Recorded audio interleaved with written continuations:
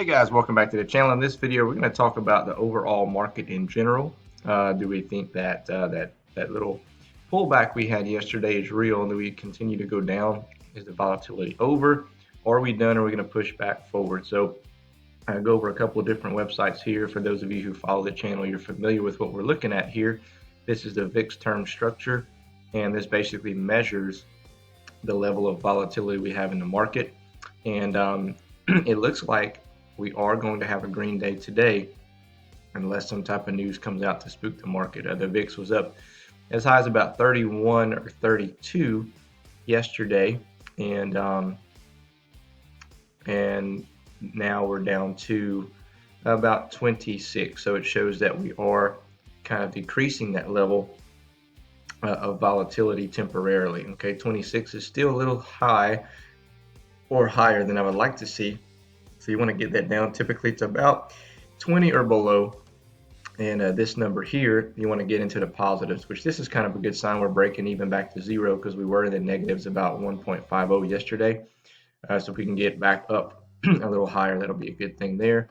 The fear and greed index, we are currently in fear. Okay, not in extreme fear, but we are in fear, which typically means we're going to see some more people coming back in and buying in and push that lever over at least kind of back to 50-50, right? Could we go lower? Absolutely.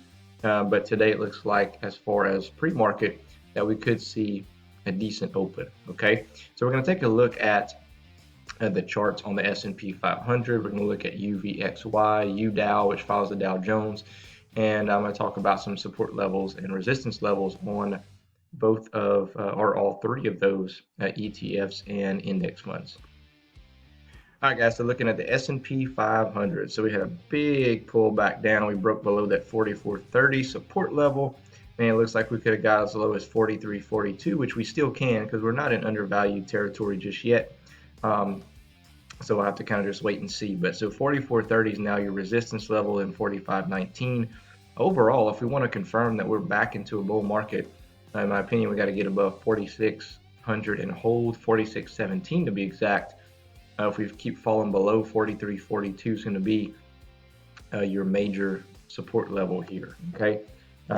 We'll go ahead and take a look at UVXY, which basically goes against the market. Basically, when the market is in fear and volatility, this thing will spike up. But you see here, it spiked up from about 12.50 all the way to 18.64, but now we're falling back down. And if the market comes out and opens green, then this will fall down again as well.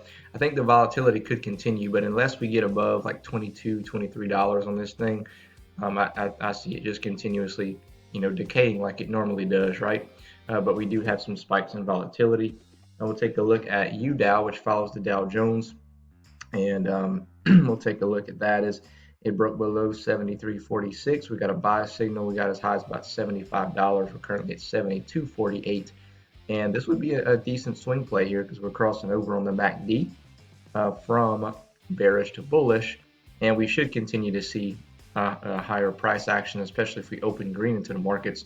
Probably get to 76, maybe $80 at some point, and then you can take profits off of it if if that's something that you want to do if you're trying to look for a swing play. So I want to go back to the S&P 500 and take a look here, guys. If we do get some green candles and we do start pushing up forward, if we do not get above this 45.87 mark, then that would be interesting to kind of see what happens in the market, because you see here's kind of like a reverse W shape. Okay, usually when you have like a W shaped pattern like here, okay, it's making a W, you have a big run to the upside. Right here was a reverse, right? So if it looks like an upside down W, basically an M, and you see a big push to the downside, okay?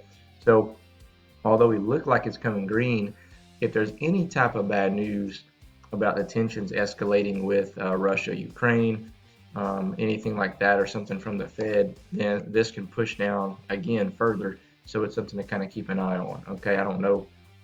They came out and said something about Wednesday could be a day when, Russia goes out and, and can potentially strike. Well, and then they came out and said, well, it's not a for sure thing. We were just saying that's when we're anticipating it. And then the next thing was, Biden's going to be talking to Putin to kind of smooth things over or something.